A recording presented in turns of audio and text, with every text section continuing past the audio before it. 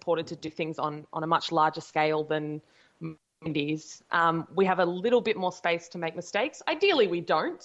But we have more room to invest in things like merchandise and explore spaces that for other indies would be a really difficult decision to make. And just more job security across the team in that we know where our paychecks are coming from, and we know that our risks are much more external and very different to what a lot of other indies are facing. So we are very, very blessed in that respect. Nice. So if I were to pretty much take everything from what you said in regards to, the advantages and disadvantages that you face and everything else we talked about with other funding sources, for the most part, it's really relative. So even though at face value, if you quickly say, oh, we're lucky enough to have investors and get additional government support, it's still relative in this in the respect that there's still a lot of challenges that maybe someone else in a different position might not necessarily understand. It could still, like you said, put a different type of weight on your shoulders that you would probably handle a lot differently, but still comes with the same types of pressures that anybody would face with any of these challenges. And at this end of the day, it's really about hard work and just overcoming those challenges by having solutions for them, no matter how you slice it.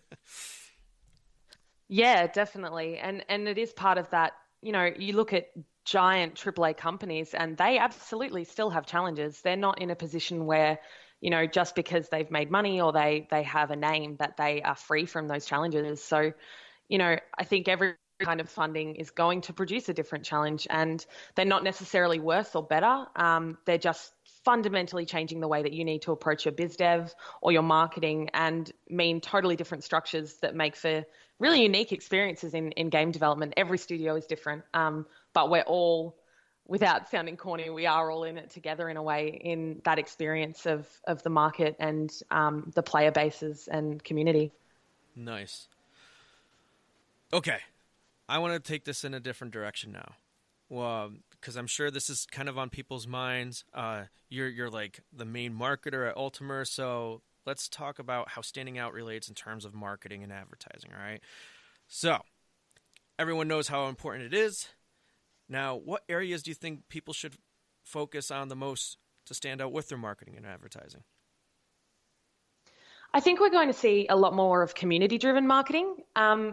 There's been research done across paid media and online media, and the trust is going down in terms of reviews. People will connect to a reviewer and like their reviews, but websites as the kind of go-to to determine whether or not you purchase a game really is disappearing quite rapidly.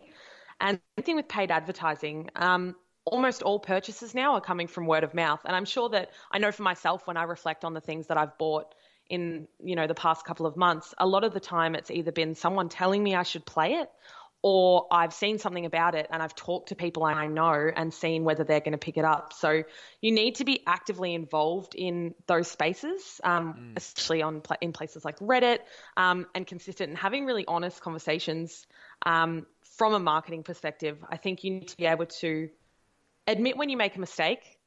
People don't want to talk to corporations anymore. And, we saw with all the backlash with the EA loot box drama and the way that response on Reddit went. And it was a real shame for them because it was this scenario where they were absolutely ripped to shreds because people, they're tired of corporate speak. They don't want to be talked down to and treated as a wallet. They want to feel like they have a connection to what's being built. And you need to focus on this grassroots approach and build the audience of quality before quantity and let them drive your product because they're your best asset when it comes to marketing. Yeah, and it's really cool that you mentioned that because I remember reading an article, I forgot where it was, about EA and the loot box thing, and I think it was on Polygon. I don't completely quote me on that, but basically the journalist was simply saying that, hey, don't lash out so much at them. And it wasn't necessarily that he was sticking up for them, but kind of like what we were talking about before with like analytics and looking at this data and determining like, oh, this is the perfect kind of audience or whatever. EA essentially did that same thing, from what he was saying, is because they were analyzing data, and the data showed that, hey, people are willing to buy these types of things on a regular basis. But they didn't necessarily, I'm guessing at least, approach it with really understanding, like we were talking about before, really understanding their customer or the prospective fan base or anything like that, and what type of impact. Yes, these behaviors show that they're going to be doing this thing, but do they really want to? I mean, hey, we all have impulse behaviors. We all like buy stuff we really shouldn't and things like that. But they were kind of going off of, let's say, impulse behavior instead of really understanding what they really want, and clearly had a lot of backlash. So I think it was really interesting that you brought that up, because it totally like relates to everything that we're talking about, how having that empathy and a clear understanding of what your fan base and prospective fan base and player base is going to be like, instead of just simply going off of a lot of data. Yeah, definitely. And I think as well, for a corporation like EA, people forget that there are potentially hundreds of people trying to make these decisions. And when you're being kept to really strict timelines and really strict schedules, getting 100 people to weigh in on something can take a while. So these things have to move quickly. And I think it's really difficult to always make the right call. But I do firmly believe that as much as every game company is trying to survive and trying to make money, they do want to do the right thing by the consumer, but people make mistakes, and people are what make these companies up. So I think, getting the audience to understand that and grant some leeway. And, if you want to speak with your wallet and not purchase a game because of a decision, absolutely. But remember that this isn't just the work of one person or one company. There's a lot going on. And attributing blame often doesn't solve any of the problems that we as consumers and as creators are trying to solve. Yeah, definitely. Okay, so you said that in general, though, to stand out, we want to be a more community-driven marketing. It's more focused along those lines, and yeah, like paid advertising and other forms of advertising have their place, but that's just definitely where the conversation's going, word of mouth and that type of stuff. So what are some tips and strategies people can use to really stand out on that front? If that's the area where you think we should be focusing on, where indie devs should be focusing on, then what are the strategies, whether it's online or offline? What do you think could work best for people? Or I guess a good question is, what works best for you guys? I think something that people need to remember is that concept of the sales funnel, and that, you need to get your product in front of a prospective buyer multiple times, because they need to develop a relationship with it. So paid advertising can be good for purely getting it in front of people and getting on it.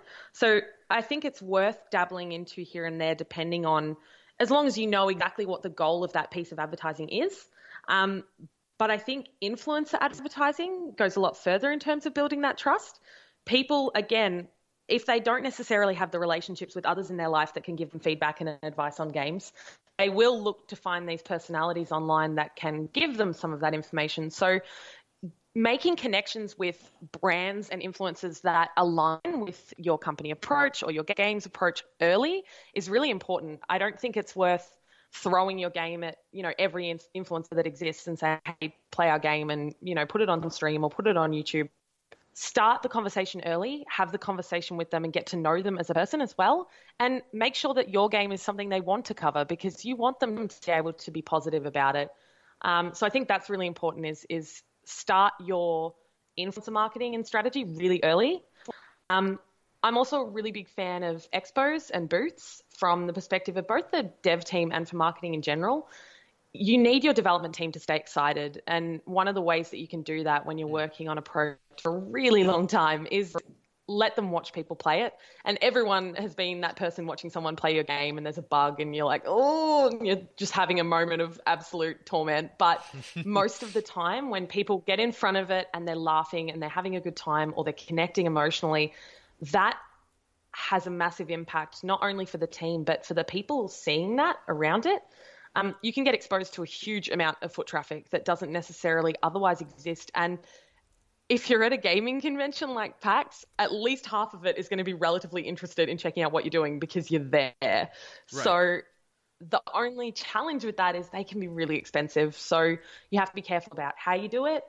And there are different challenges about internationally, but I do believe they're the best place to create those strong one-on-one relationships with your audience, not only between the game and the audience, but between members of your team and other developers and individuals in the crowd as well who might be interested in a certain piece of that game that you hadn't even recognized as a unique selling point, but that they've connected with. So I think it's very important.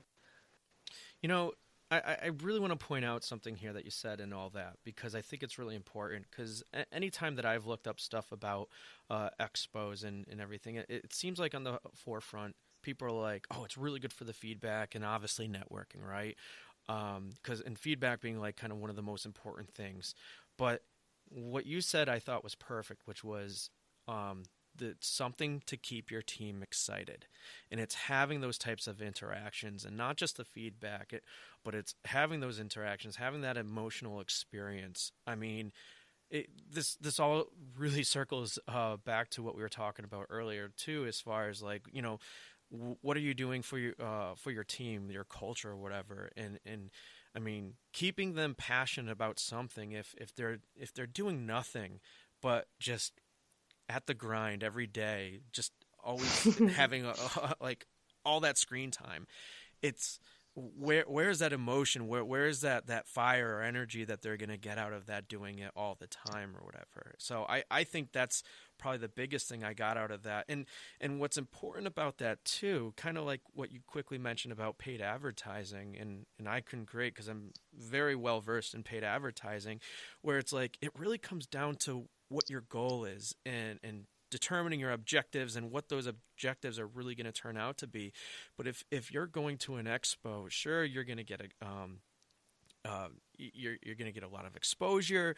There's a lot of things you're going to get out of it. But if you can really like focus on a few things, and one of them being at like firing up your team, yes, you're going to have to determine like, hey, is this really worth my return on investment? Is it feasible for me at this point in time?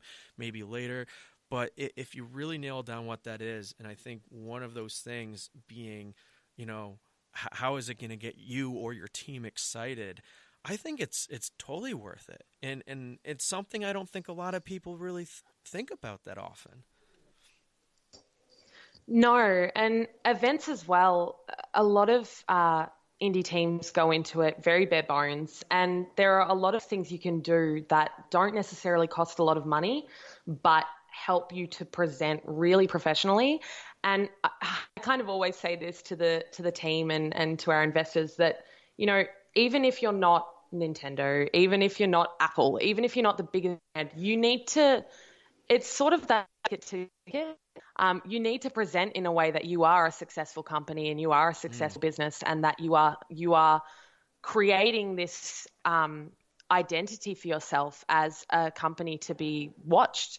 And part of that is making sure, you know, that you have a really beautiful booth and that it looks really dead on. And like we had a lot of people walking past who weren't interested in playing, weren't interested in stopping, but took photos of the booth or slowed down. And in that moment of them connecting with the brand, connecting with anything about our space, that's one step into that sales funnel that we otherwise wouldn't have had. So I think it's really important.